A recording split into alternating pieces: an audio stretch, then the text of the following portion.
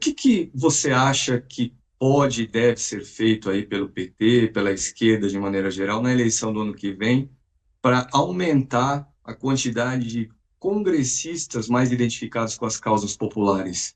Ou não tem muito o que fazer hoje diante de uma realidade, por exemplo, de emendas parlamentares de 50 bilhões de reais por ano e com caráter impositivo? Olha, André, quem está na militância política de esquerda, quem se propõe a ser militante do PT, dirigente do PT, não pode, tem que fazer igual a dona Lindu apresentou para o Lula, ensinou para o Lula, e a gente tem que seguir teimando, né? A gente não pode desistir. Agora, que é difícil, é muito difícil, isso eu não posso negar. Primeiro, deixa eu fazer uma autocrítica pública. A gente não poderia ter deixado a chama da reforma política em fogo brando como ficou.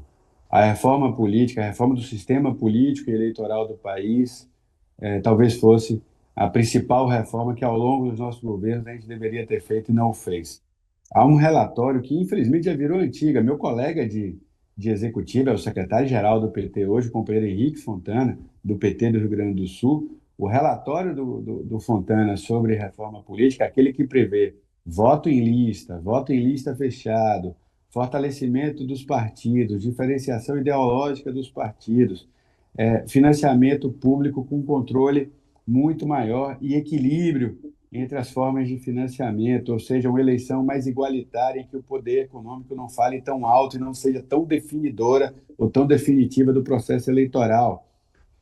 Todos esses elementos que compõem a reforma política que o PT defende, que está lá resumidamente no relatório do Fontana, infelizmente o PT não abandonou, mas o PT deixou isso virar secundário ou terciário na pauta.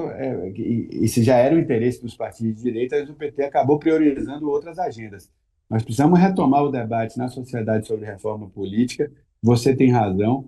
A gente criou mecanismos para diminuir ou para igualar as campanhas ou as candidaturas, por exemplo, acabando com o financiamento privado de campanha, instituindo o Fundo Público Eleitoral. A reação do Congresso, não naquela legislatura, mas na legislatura seguinte, pegando um presidente fraco, um presidente que não gostava de trabalhar como era Bolsonaro, que não tinha paciência para fazer política, que não entendia de política, que não gostava de governar, o que ele gostava era de fazer motociata e andar de jet ski pelo país, falando suas mentiras e suas bravatas, o Congresso Nacional acaba ocupando um espaço do poder executivo, distorce o pacto federativo do nosso país, distorce o presidencialismo do nosso país, captura uma parte do orçamento, que é isso que você se referiu, as emendas.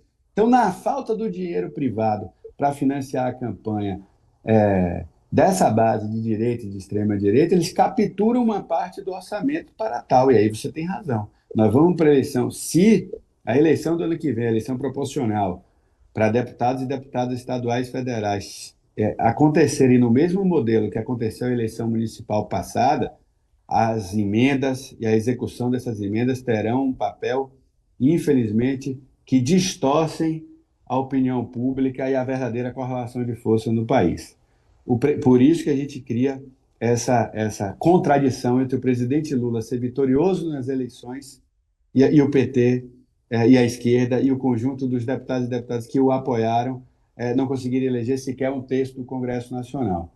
A superação disso no médio e longo prazo é a reforma política. E te respondendo sobre a eleição do ano que vem, o desafio da esquerda é criar, primeiro, mais unidade política.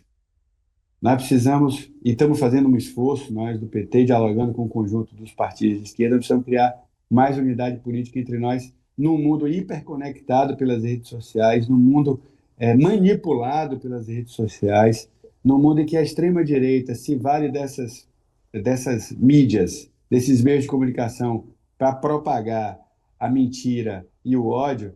Nós, do conjunto da esquerda, não podemos criar entre nós o clima de cada um por si e Deus por todos nós, ou salve-se quem puder, sabe? Em que deputado nosso concorre contra outro deputado, em que deputada concorre contra outra deputada, e a gente vai criando núcleos individuais de campanha. Nós temos que ter mais coesão, nós temos que ter mais unidade, seja nos temas, seja na construção da campanha, na solidariedade.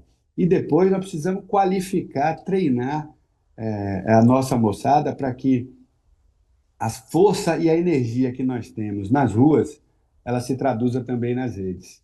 Nós do PT temos muito orgulho de ter a militância mais aguerrida do país. Uma militância que sabe bater de porta em porta, que sabe ocupar as ruas, que sabe fazer grandes carreatas passeatas, grandes comícios, uma militância que ao longo desses 45 anos teve a sua trajetória confundida com a própria construção da democracia no nosso país, gente. Foi a militância do PT que construiu os nossos sindicatos, associações, cooperativas. Então, essa força que a gente tem nas ruas, nós precisamos também traduzi-la nas redes. Esse exército de argumento para destruir a mentira, esse exército de verdade para combater o ódio, que a gente já tem nas ruas, nós precisamos levar para as redes. Isso significa mais investimento do partido em treinamento, em qualificação, em a gente ter humildade para estudar, para entender, porque não vai ter jeito, apesar de ser uma briga absolutamente injusta, porque nós estamos falando de plataformas que se pretendem públicas,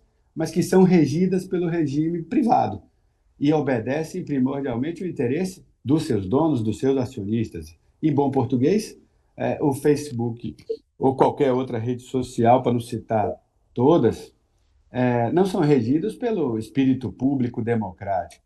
Hoje, atualmente, ainda mais no universo sem regulamentação como é no país, são regidos pelos interesses da sua matriz e da obtenção de lucros. Então, para o conjunto da esquerda já é desigual, já é difícil essa arena de disputa política, mas não podemos desistir dela. Nossa militância não vai sair das redes sociais, nossa militância não vai sair dos aplicativos de mensagem instantânea, nossa militância não vai voltar para o século XIX do dia para a noite. Então, se a nossa militância está lá, se o eleitor está lá, se a sociedade brasileira está lá, nós do PT e da esquerda, nós eleitores do Lula, também precisamos estar lá para disputar as eleições.